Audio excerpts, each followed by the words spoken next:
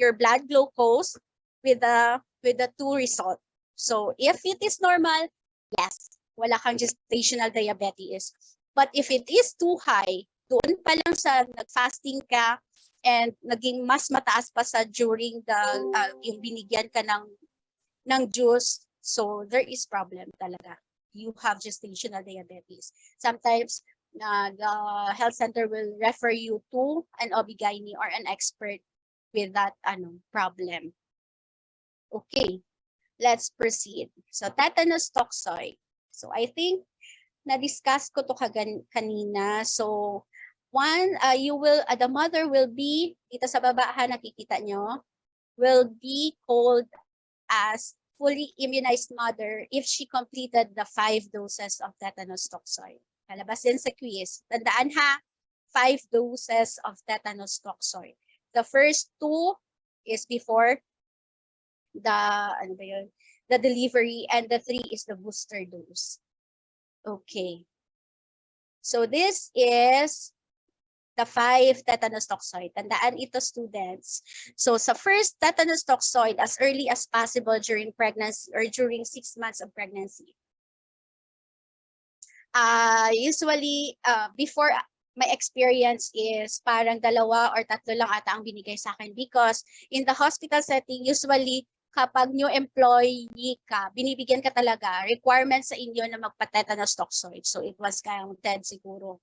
So as early as possible during pregnancy. So percent of protection, it can protect you 80%. The duration, it is none. That's why, kung isa lang yung tetanus toxoid ng mama nyo, please, ask her, mom, please, punta na lang po tayo ng health center para ma-complete nyo po yung tetanus toxoid. So the tetanus toxoid number 2 is at least 4 weeks after the tetanus toxoid 1. So 80% pa din ang protection niya and can give you 1 to 3 years of protection for the mother. Okay, so sa second, mother pa lang yung protection. Okay, the third tetanus toxoid is at least 6 months after the tetanus toxoid 2. So 90% siya.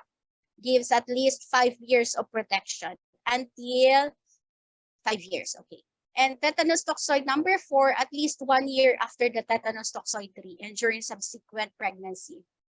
Mas malaki na yung protection na napro-provide niya sa mother, which is 99%. Usually, wala talaga naga 100% yan ha. Kaya nga natin, di ba, nakikita sa mga yung mga soap, 99.9% of germs lang ang kanyang matatanggal. Okay, wala talagang 100%. So 99% lang. It gives at least 10 years. So it means mahaba-haba ang protection na nabibigay niya sa mama. Another is the last one, na tetanus toxoid, which is at least 1 year after tetanus toxoid 4 and during subsequent na pregnancy. 99% and gives lifetime. Once the mother completed this one, she is called a fully immunized mother. Okay, any question with that? Wala. I think wala. Okay, vitamin A supplement. Okay, anyone from the group can read to me the definition of vitamin A? Can read. Read lang. Hello? Okay, Mr. Ang. Vitamin A is a crucial micronutrient for pregnant women and their fetuses, in addition to being essential of morphological and functional development and of ocular integrity. Vitamin A exerts systemic effects on several fetal organs and the fetal skeleton. Okay, so what is the function of your vitamin A? Mr. Ang, yung alam mo lang. It is important in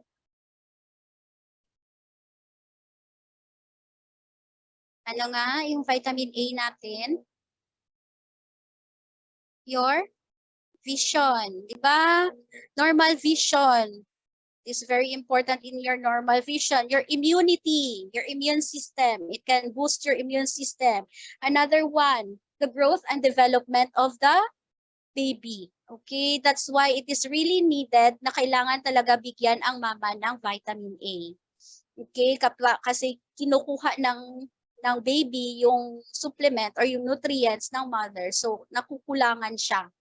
So, kailangan siya i-supplement talaga ng vitamin A. So, vitamin A remains the leading cause of preventable blindness in the world. So, kung kulang, the effect of that is blindness sa baby. Kawawa naman. Okay, how many or ano yung ibibigay? 10 units, 10,000 units of vitamin A daily up to 25,000 IU na vitamin A weekly as an oral liquid. Sino nang nakakita dito ng vitamin A? Yung drop. Nakita nyo yan? Sa health center, yung mga binibigay sa mga bata? Ay, wala pa. Sige, makikita natin yan doon sa health center. And should be continued for a minimum of 12 weeks during pregnancy until delivery. Actually, hindi lang vitamin A po ang binibigay doon sa health center. We have also the iron supplement, which is the ferrous sulfate, and the calcium. Okay, kasi if you will be a mother, yung mga girls someday, common talaga yung cramps during at night sa mga pregnant women because of the loss of calcium. And also, masakit yung balakang, masakit yung paa because of yung decreasing na calcium nutrients sa ating body kasi nga kinukuha ng bata. Yan nga, i-share ni Ma'am Cash na all throughout her pregnancy, masakit yung ngipin niya. Di ba? Because of the calcium na deficiency. Okay. So what is high-risk pregnancy? High-risk pregnancy is one that threatens the health or life of the mother or her fetus. It often requires specialized care from the specially trained providers. Okay, who can give me an example of a high-risk pregnancy? Anyone? I will call somebody. Miss Gamino.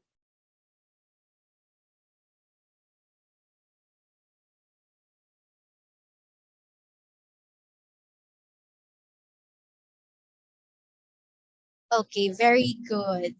Yan siya, high-risk pregnancy. Another one po, Miss Balon.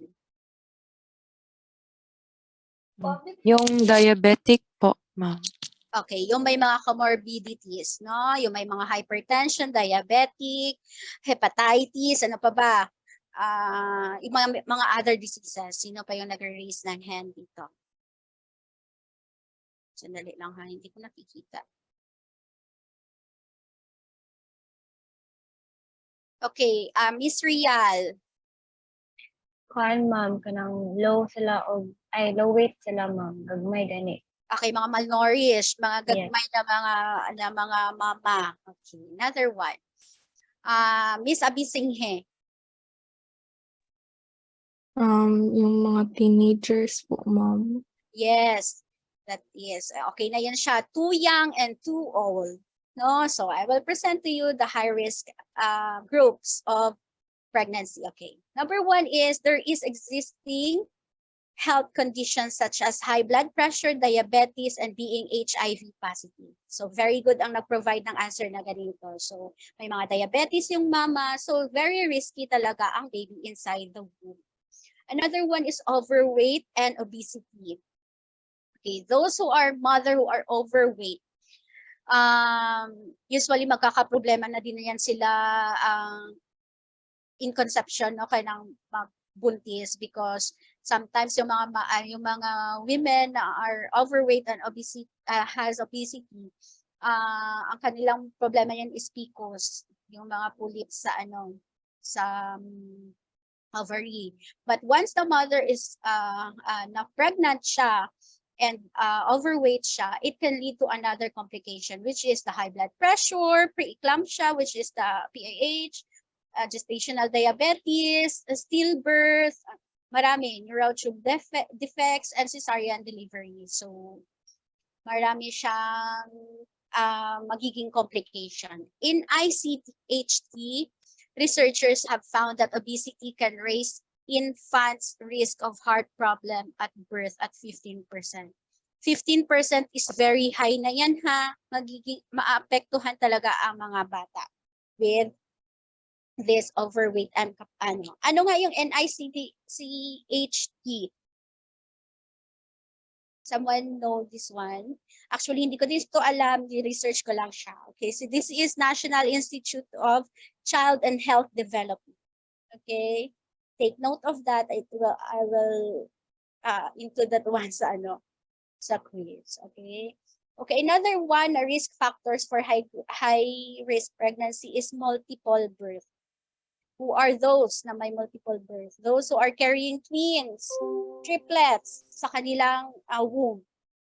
Usually, kung napapansin nyo, kung may kakilala kayong mga ganito na mga mama, di ba yung mga anak nila is lumalabas as early, yung early pa siya, hindi pa siya fully o full term. Usually, yung mga anak nila is lumalabas preterm. Okay? Kasi, because of the demands of the twins and the triplets sa mama, hindi na yan makakaya. Yung isa pa lang nga, hindi na makaya masyado. Paano na lang po kung marami?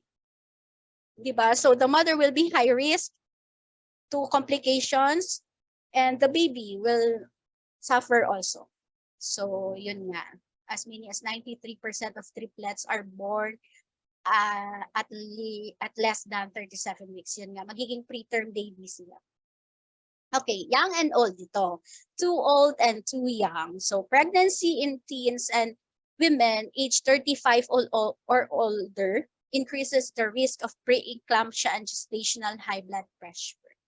Yun. So, lalong-lalo na yung sa mga, tawag dyan, sa mga old, diba? There are a lot of problems sa mga old.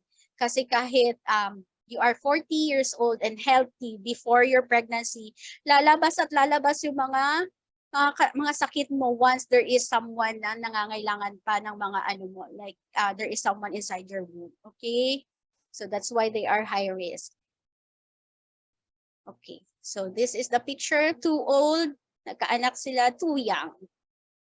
What do you call this baby? Anyone? Anong napapansin niyo sa baby?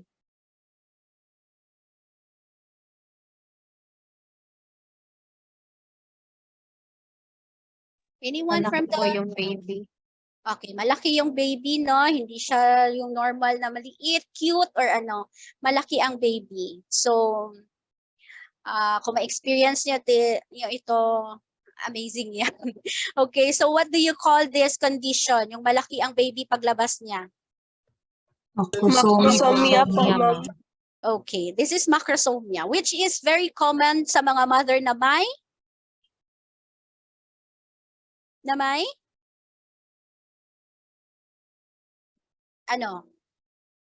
Anyone po? Very common to the mothers with gestational diabetes. Malalaman at malalaman niyo yan kapag na-assign na kayo sa DR na yung mga mama na nahihirapan ipalabas ang baby nila because it's too big. They are with gestational diabetes because the sugar passed it through the, yung umbilicus, passed it to the baby. So, na-consume ng bata yung sugar na nasa mama. So, leading to macrosomia. Okay? Na-understand yon? Okay, sige. Okay, what you will get there? Diba? During your demographic data, you will ask the mother about the LMP. Naka-highlight dito ang last menstrual period. Naka-highlight ang first day of last menstrual menstruation. Kasi ang kukunin nyo ang first day, hindi yung last day ha. The very, yung mga kamalian ng mga student before is, ang tinatanong nila, ma'am, kailan po yung last menstrual period nyo? So, ang ipro-provide ng mama is yung last day niya. Mali kasi yung pagka-questions, okay? Yung last menstrual period nyo po, ma'am, kailan nag-start? Okay, the first day, the date of the menstruation. Okay, first day yung kukunin nyo. Another one is age of gestation by weeks based on LMP. I think na turo to sa inyo paano magkuha ng AOG. You count the days or the weeks, okay? So if your mother have a regular period, yung menstruation niya is coming every month in a regular day, or in a regular day, regularly. So the conception or mabubuntis ang bata after, yung mama, or the conception typically occurs 11 to 21 days after the first day of last menstruation. Okay, mabubuntis siya after 11 to 21 days. Okay, how we will compute the age of gestation of the baby using the McDonald's method. Okay, I think alam nyo na kung paano magkuha ng fundic height or fundal height. Di ba? Naturo na ba sa inyo sa delivery room? Okay. So the formula here is fundic height divided by 4 is equals to the age of gestation in months. Okay, later I will give you a practice quiz, okay? So please makinig. Okay, fundic height divided by 4 equals to mother. So how you will measure your fundic height? Where is your symphysis pubis, student? Anyone? Symphysis pubis. I think tapos na kayo sa anatomy and physiology nyo. Bakit kro-kro kayo ngayon? Magsagot. Okay, I will ask na lang someone. Mr. Balabis. Sa ano po, ma'am? Dito sa baba ng pusod. Sa baba ng pusod, ano yung mafe-feel mo dyan? Murag sa kanang tama ba? Tama Sa ba? kang mga bukog good, ma'am. Okay. Okay, there is a, diba sa mons pubis mo, meron yang, ano dawag dyan, parang bony area there. So Yes, that is yes, your, ma'am. that is your symphysis pubis. Pubis, to fundus measure. So how you will, identify the fundus? Sige daw. The heart, palpable part sa stomach mo, which is your uterus. So, ang uterus, may baby naman, so it will bulge talaga. So, the head sa taas. Okay. Mamaya na natin yan i-discuss. We will go to Bartholomew's. Ano ba pagbasa nito? Bear with me kasi hindi ko alam. Rule. Relative position of the uterus in abdominal cavity. So, the rule for determining the duration of pregnancy by measuring the height of the fundus of the uterus above the pubic symphysis. So you can identify the age of gestation during using this rule. How you can identify? You memorize, okay? You memorize the location. Okay. You can tell that the baby is on 12 weeks old if the fundus, or you can feel the fundus on the symphysis pubis. 16 weeks siya kapag between the umbilicus. Ano nga yung umbilicus nyo? In your layman's term? Pusod po. Pusod. Okay. So, in between siya ng symphysis pubis and your pusod or your umbilicus. So, that is 16 weeks. If the fundus is on the height of or align niya na yung pusod or the umbilicus, it is 20 weeks. Okay? 2 cm above the, wala kasing aking 2 cm above the umbilicus is your 24 weeks. Tandaan yan ha, 28 weeks between umbilicus and the xiphoid process. Nakatawa ko anong xiphoid process. Okay, sige daw. What is the difference of your xiphoid process and your acromion process? Nakatawa sila. Hay nako mga people of the world. During our IM and our during our IM and your di ba yun ay subcutaneous. Sige daw, differentiate that one. Those two pala, that one. Sige, saan makita yung xiphoid process? Ay. Saan? Anyone? So yung Miss Longgakit. Where is your xiphoid process po?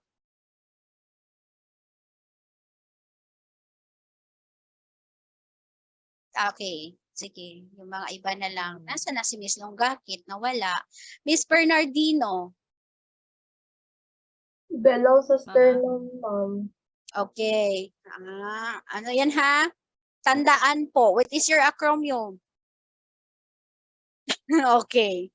Okay, this is your acromion process. Yung nasa shoulder mo, nasa dulo. Your xiphoid process is in the, sa dulo ng sternum. Where is your sternum? In the middle of your, chest. Itong bony area sa middle. So sa ilalim niyan, mafe-feel nyo kapag hindi kayo mataba, yung slim lang kayo, mafe-feel nyo talaga yung xiphoid process dyan.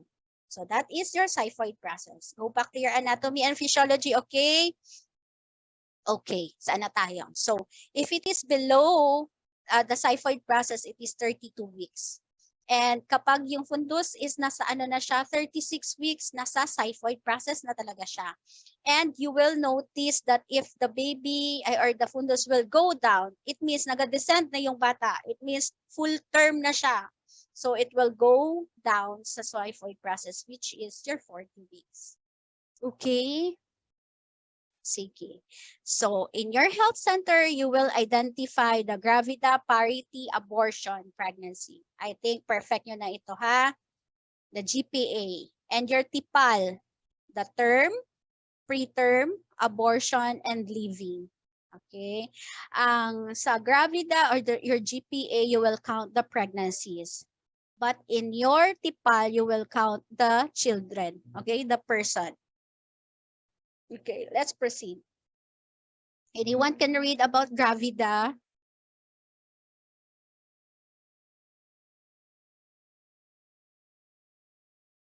Okay, Mr. Balabis. Gravida. Counting the number of times a woman got pregnant.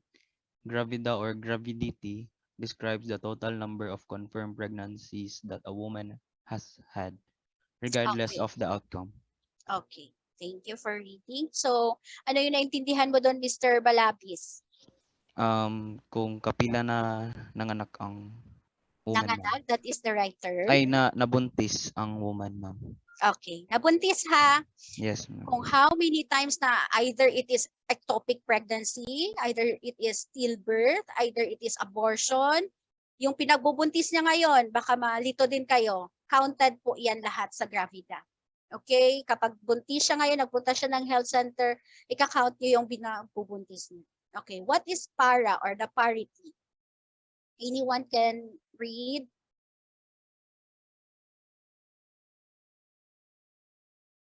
I will choose. Kanina pa yung nag-raise si Miss Amigleo. Ay, ako na kay Miss Amigleo. I want someone pa yung lang, quiet lang dyan. Mr. Iwaw. Para or parity is defined as a number of births that a woman has reached the age of viability at 28 weeks gestation and onwards. Okay, so this is the counting of your pregnancy that reached the viability. So what is the viability age? 28 weeks of gestation and onwards. There are books na other books na ang age of viability nila is nasa 24, 26, 28. Okay. So we will consider 24, okay? So but here sa PowerPoint it is 28 weeks.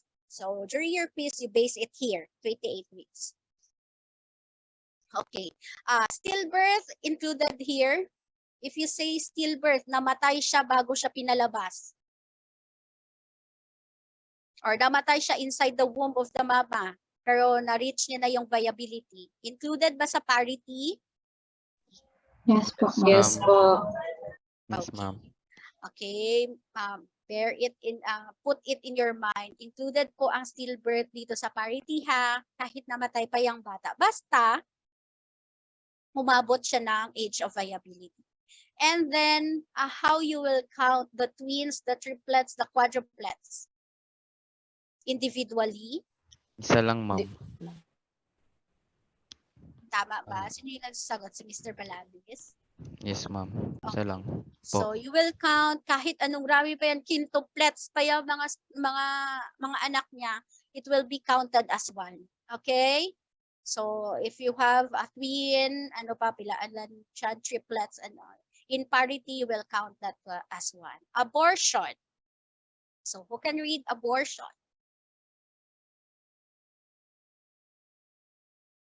Anyone?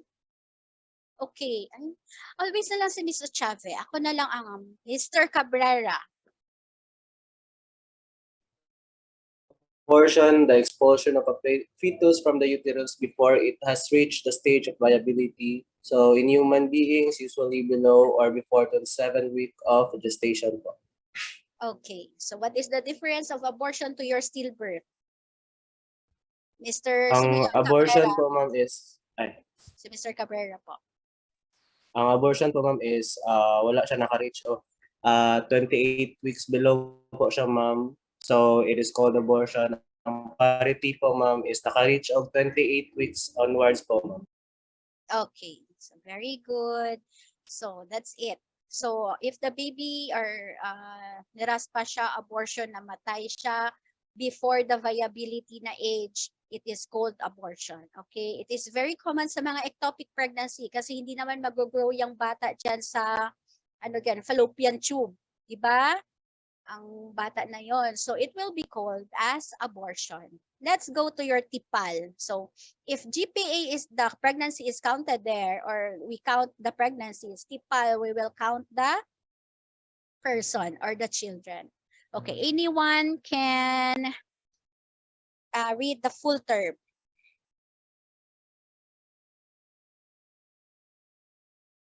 Miss Lara. So full term is the completion of normal length of pregnancy. The fetus was retained in the uterus for the normal period of gestation before birth, which is at 38 to 42 weeks. Okay. So you will your baby will be called as full term if the baby napalabas siya or napalabas siyang buhay within 38 to 42 weeks. So we will call that as full term.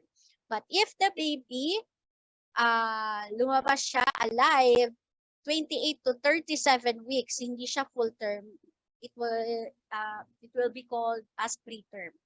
Okay? Tandaan niya yung mga weeks. 38 to 42 full term. 28 to 37 preterm. Okay. Hala, asa na to? Abortion. Ay, sorry. Balik siya.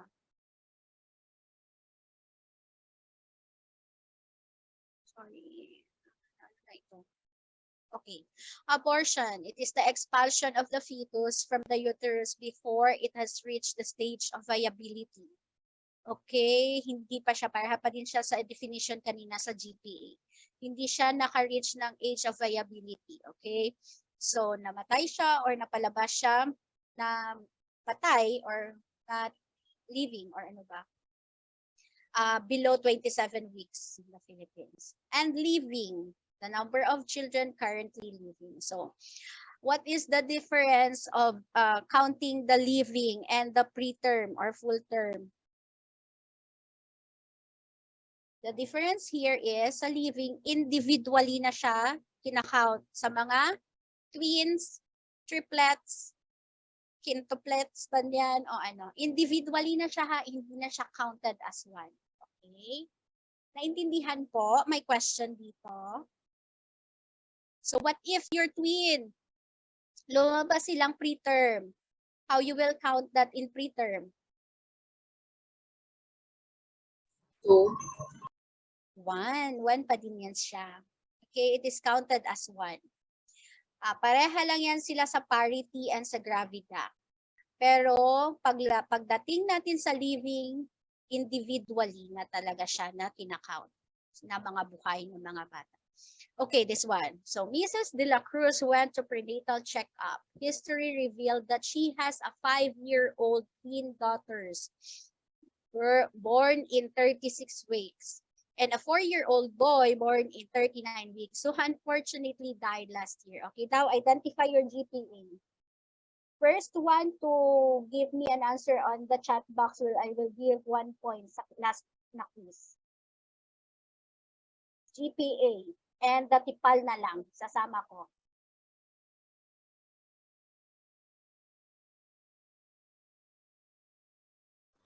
Ah, Yes, Mr. Balabis. GPA ma'am is 228, 220. I-type sa chat box po. Ay, okay po ma'am.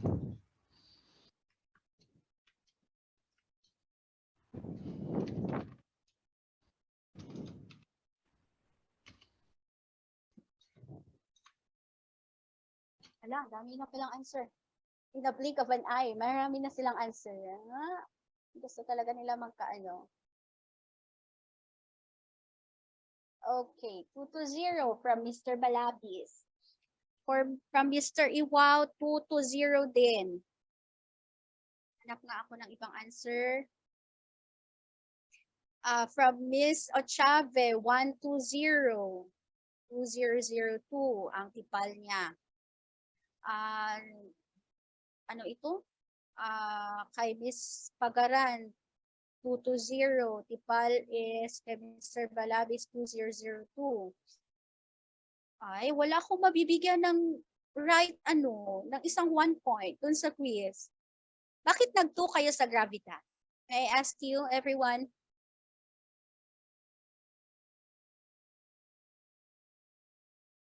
Why? Si Mr. Balabis na lang. Mr. Balabis, why did you give 2, gravida 2? Kasi ma'am, nagkanak, nakaduha na siya nabuntis ma'am. Okay, kaduha na siya nabuntis. Kaning twin Ay, daughter niya o hindi. kaning iyahang 39 weeks. So how about the prenatal sorry. check-up? Okay. Ano Gotcha. sila? Na prank sila. Psycho. It's a prank. Nagpunta siya ng health center because nagpa-prenatal check-up siya. If you say prenatal check-up, it means automatically the mother is pregnant. Am I right? Hindi naman yan siya pupunta dun sa health center na hindi siya buntis for a prenatal check-up. So it is counted as one. The pinagbubuntis. So gravida 3. What is your para? Alive. Ano ngayon? Mabot ng viability. Para 2. Okay, yung pinagbubuntis, hindi na yan ika-count natin. Am I right? So, pero namatay man yung isa niya, okay lang yan kasi umabot naman ng viability ang 39 weeks. So, para 2 abortion, 0. Walang. Okay, let's go to the term. So, how many ang term? 1. 1 po. Dito, ibalik natin yung definition ng ano.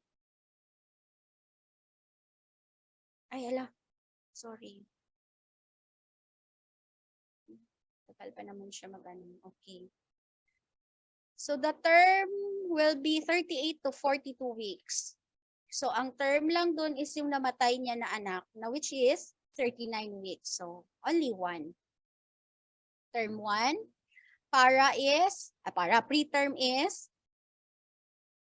1 also. Because of the 37 ba yun? 36? 36 po, ma'am. 36 na twin. So, preterm 1. Abortion, 0. And you're leaving. How many is leaving? 2 po. How? You will tell why 2? Twin daughters po, ma'am. Very good. Okay. That is very good. So you will count as 1 yung twin daughter. Count as 1. Individually. So twin man siya, so dalawa. It means dalawa. So that is the answer. Nakuha? Or unclear pa sa inyo? Sige lang. Thorough practice. Makukuha nyo yan. Okay. We will practice later. Okay. How we will compute the expected date of confinement? Using the Nagel's rule. Okay, you will subtract 3 plus 7 plus 1. what you will ask first sa mama? LMP. Sino yun? Wag mahiya. Sino Yung yung nagsabi? menstruation date po, ma'am. Ano? Yung Last? Yung first Last ata Oo. ay Basta first Last menstrual first period. day of last of the last means. menstrual period. Okay. So, you will ask the LMP of your mother. After that, you will identify the date of confinement or the expected date of delivery. Okay, para hindi kayo malito. You will subtract 3 plus 7 plus 1. I will give, wait lang ha. Ayan, that 1. So the calculation is this. So month of period, you will write first the month. For example,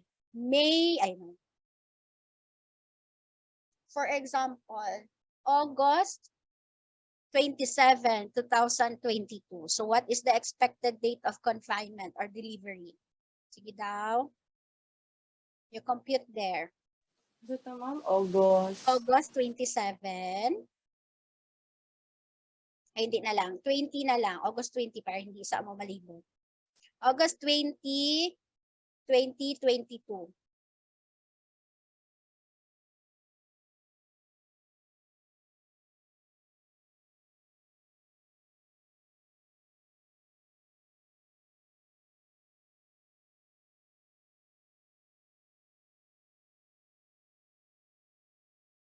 Ay, may mga answer na. Okay. Sino first dito? Miss Gamina, very good. Okay, so the answer here is May 27, 2023 is the expected date of confinement. Okay. Another example. February, the last menstrual period of your mama is February 10, 2022. What is the expected date of confinement? I will repeat, February 10, 2022.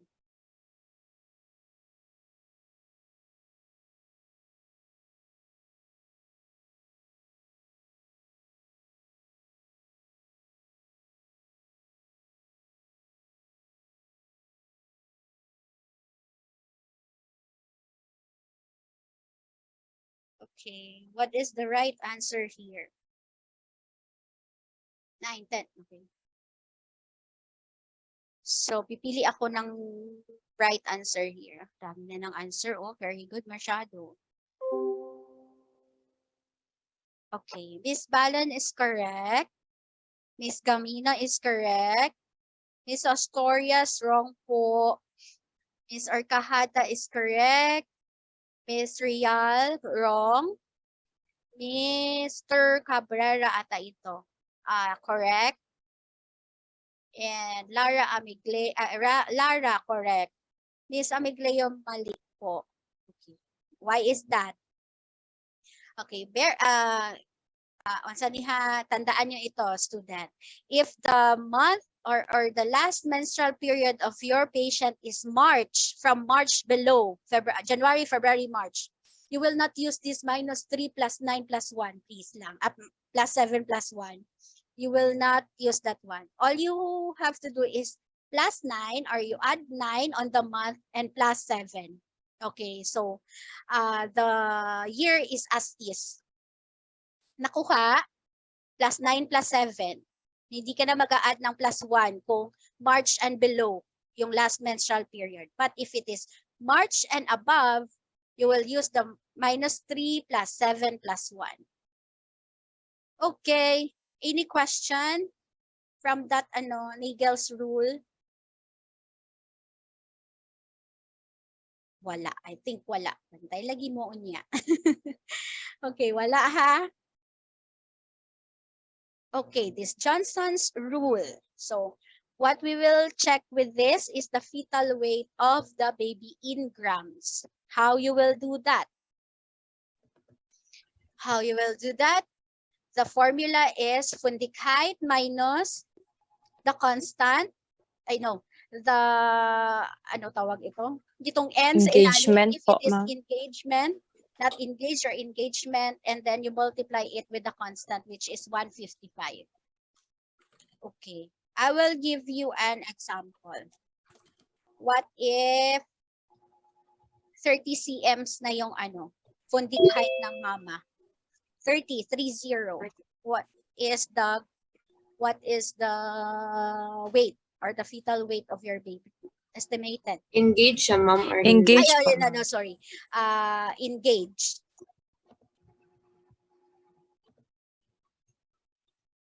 In grams po, ma'am. No? Yes, po. 2,790 po, ma'am. Ano nga yung 30?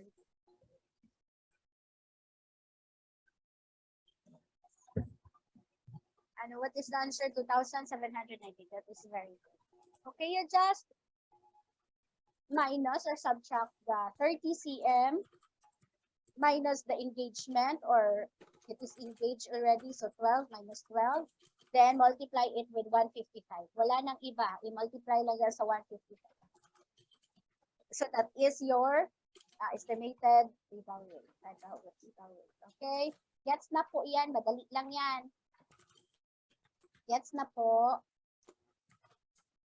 yung Johnson's rule. Okay. Let's proceed to the other rule. Okay, your Leopold's maneuver. I think hindi ko na to i-discuss because I saw yesterday that you are confident to do the Leopold's maneuver, but I told you na don't perform muna. Okay, because we are not allowed. Okay, sige. Let's recall na lang. So what is your position during your Leopold's maneuver? The nurse position. Naririnig ba ko? What is the nurse position?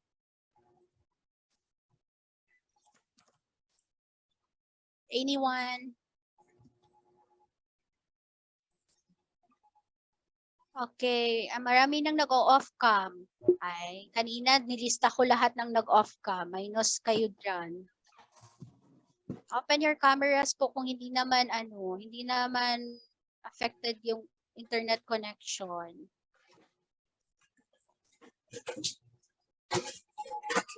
Okay. Babalik po aking mga students.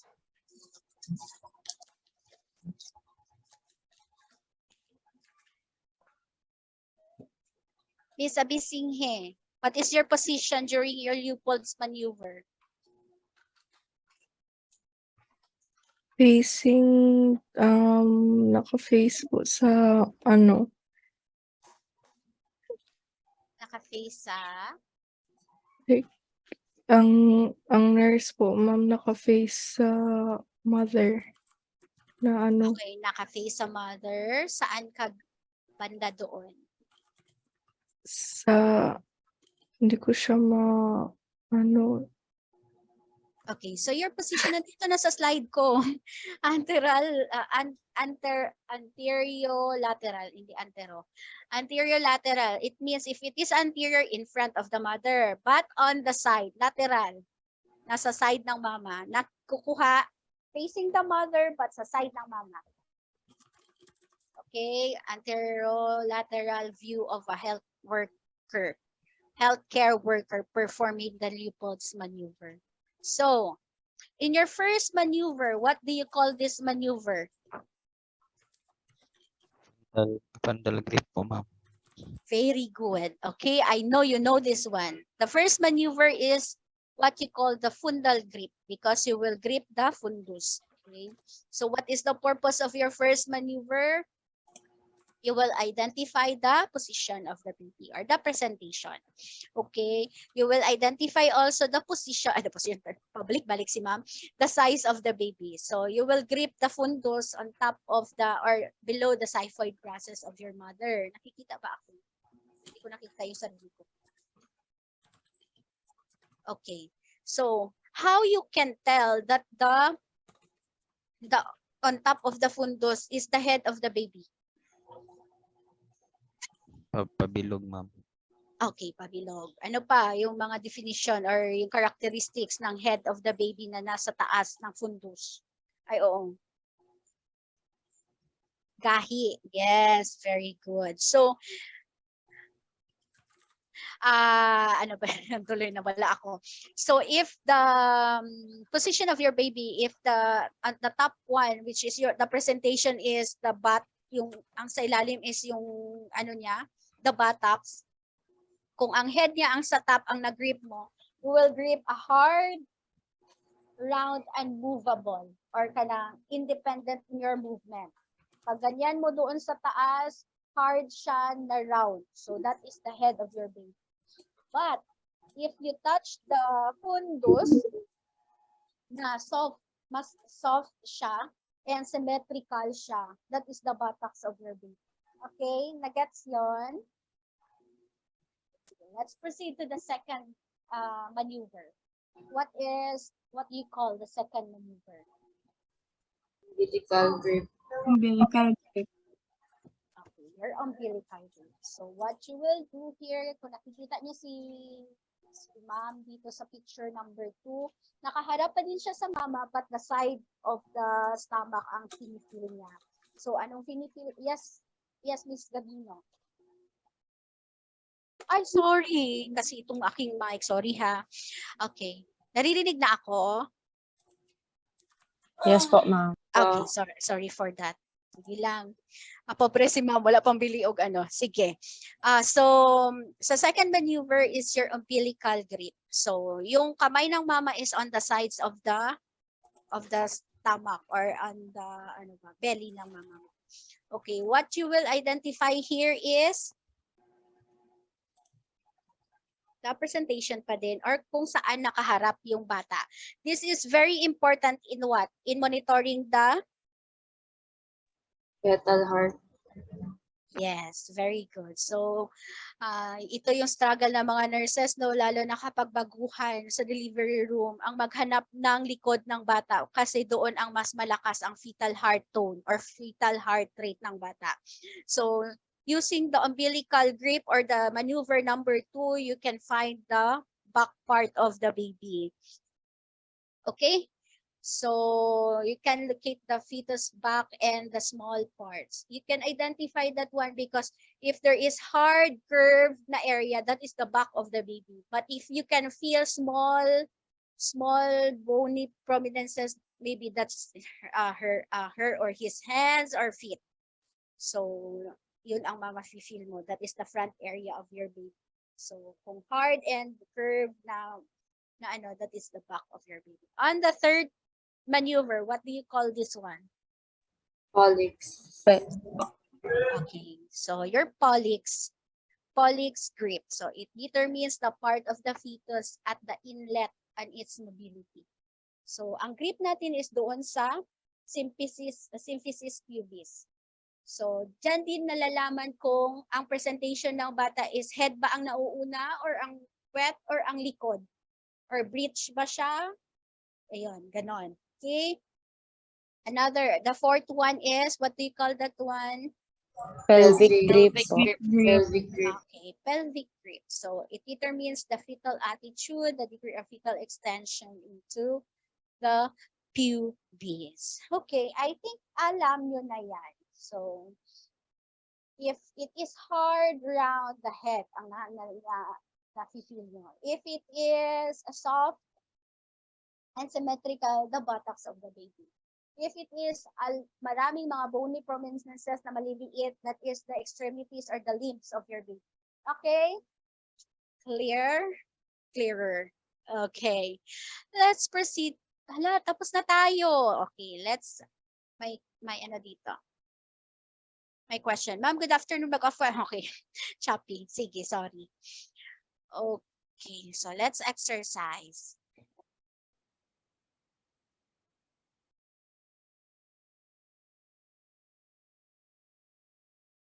Hindi na tayo mag-exercise niyan. I think kaya nyo na yan. Nag-clap si ma'am. Nag-clap si Miss Balon. Okay. Wag na natin anuhin yan. Siguro i-quiz ko na lang ito. On the next, kung kailan ako gaganahan na mag-quiz. ko na sasabihin. Okay, any question po sa prenatal natin? Anyone?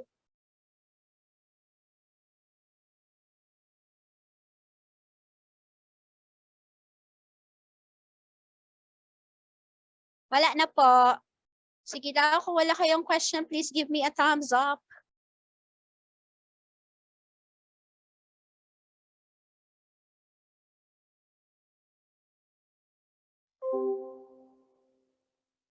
Okay, I think majority na yung nag-thumbs up.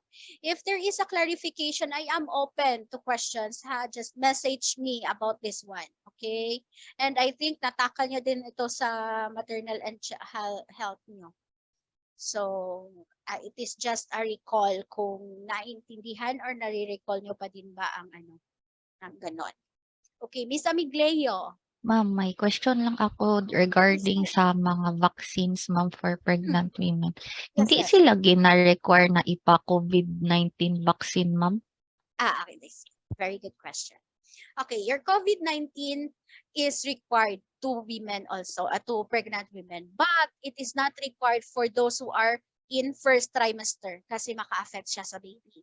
So, if you notice na may mga buntis doon sa hindi pa siya dapat malalaki na or ang gina-recommend nila is third trimester na talaga. Kasi ang first trimester, pa kasi yun the formation of the baby, hindi pa siya complete. So, hindi pa siya, naman, di ba, there are many issues sa vaccination ng COVID-19. Kahit nga yung mga normal tao, di ba, maraming mga hearsay or mga balita-balita na naapepektuhan talaga sila. So, just to protect the baby during the first trimester, hindi siya binibigay. But, it can be given. And also, hospitals are not accepting ata na women or pregnant mother na mag-deliver without the COVID-19 vaccines. Kung hindi ka talaga nagpa-vaccine, I think gina-require na RT-PCR, RT-PCR yung swab test before or 3 days before the delivery, then it will be repeated again after 3 days. So, di ba masakit yun? Yun, magpa-vaccine ka na lang para protected ka na, protected pag put ang baby because di ba connected yung baby sa iyo. So, the vaccine or the tawag diyan will be passed on your baby. So, protected na din siya. Pero hindi lang sa first try. Okay, pa? Questions pa? Okay, yung mga na-present ko na mga vaccination like the tetanus toxoid, hindi lang nalilimit doon sa tetanus toxoid. If your OB-GYN will require you to do a Hepa B vaccine, it's okay. Very okay siya na Kasi there are hepatitis na mga mother, may mga prone to hepatitis. May family member na may hepa. So baka mahawa siya. So just to protect the baby, you can give the hepatitis. Okay. Pa? Understand na yun. Okay, let's, wala nang questions because I will give you time, 30 minutes hanggang 3 p.m. lang talaga tayo dapat ngayon. But if you want to finish your FNCP, it's okay with me. Okay, you finish your FNCP, I think may mga questions pa kayo na dapat i-throw sa inyong mama na nakalimutan. Yun nga, dapat nandun talaga tayo how many days. Kaya para kung may nakalimutan man, matatanong natin ulit. And I advise that you do your manuscript kasi while doing your manuscript, you will discover na, ay hala, hindi ko natanong to. Okay? So you can have, hindi na on the last minute ka pa magagawa ng manuscript mo, then hindi na tayo makakapunta ng health center, hindi mo na matatanong. So ka kay ma'am, pag i-question ka, wala kang masasagot. Okay? Okay na tayo so we can end or wait lang ha. I will stop share. Ma'am, question day, ma'am, last. Regarding sa goal of care, ma'am, unsa may address ang client or ang family? Okay. For your goal of care, di ba, it is set jointly with the family. Okay? It is set jointly with the family. So, hindi lang kay mama. It should be the whole family na affected sa kanilang sa kanilang status ng life. Okay, ma'am. Ang pharma ko, di ba, all drugs are toxic and as much as possible daw di mag-take ng non-drugs. Wait lang ha. I will Miss Pagaran. Since vaccines are also drugs, it is safe po ba na mothers to take? Okay. These vaccines are already, wait lang ha. Medications during pregnancy is very talaga siya, risky. Lalong-lalo na yung mga mama, nagtitake lang ng nagtitake na walang prescribed ng doctor. The doctors know what are the classification of the medication and the risk, the pregnancy risk. Diba? Nag-pharmacology na ba kayo? Oo, 'di ba in your pharmacology, di ba merong generic, brand name, classification, mode of actions, the side effects, adverse effects, the pregnancy category. Am I right? So alam na yan ng doctors mo na this one is okay to give with sa mother. So this medication is safe for the mother. So vaccines are thoroughly studied.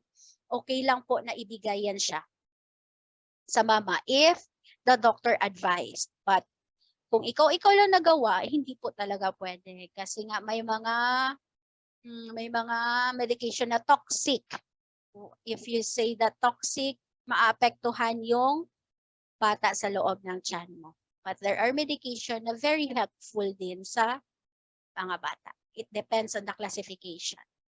Okay? Gina-categorize yan sa pregnancy, which is category A, B, C. So if we say, ganun. So risky siya sa pregnant mother. Sige. Another question. I like that you are questioning. Kaya para masagot natin yung mga question nyo. Hindi na kayo maano pa.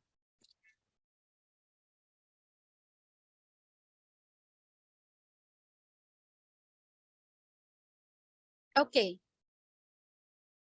Are we okay now? Let's go home na. Ay, nasa bahay pala kayo. Let's rest na. Okay, sige. Let's have a closing prayer. But if you have questions pa, wala naman na. Okay na tayo. Okay. You can continue with your FNCP and your manuscript. It depends on you. Para hindi mag-cramming, gawin nyo na ngayon. Kasi wala naman na kayong ginagawa. Okay? Sige, let's have a closing prayer to be led by... Sino dito? Miss Villanueva.